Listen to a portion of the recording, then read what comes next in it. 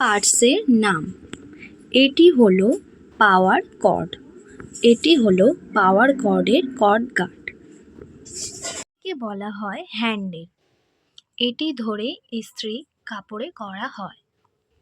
গোল অংশটির নাম হলো টেম্পারেচার কন্ট্রোল নব। এই যে এখানে যে চিহ্ন দেওয়া আছে, এই চিহ্নগুলোর মাধ্যমে আর কি কোন কাপড়ে কীরকম তাপমাত্রা সেট করতে হবে সেটা লেখা আছে।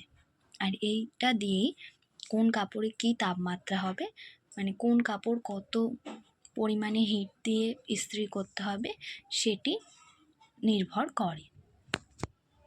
যেহেতু পিছন দিকে আছে, তো এবার আমি এটাকে সামনের দিক করে নিলাম। এটা হলো টিপ। এইগুলো এই যে এই টিপ অংশটি, এগুলি ছোট ছোট জায়গা, অর্থাৎ বোতাম, হুকের ঘর, এগুলোতে ইস্ত্রি করতে সহজ হয় এই জায়গাটা অংশটি। আর এটিকে বলা হয় সোল প্লেট। এটিই হচ্ছে মূল অংশ। এটির দ্বারা কাপড় কুর্তিতে আয়রন করা হয়। যে পেছন অংশটা, এটা হলো ইস্ত্রি রেস্ট। এভাবে ইস্ত্রি দাঁড় করিয়ে রাখা যায়।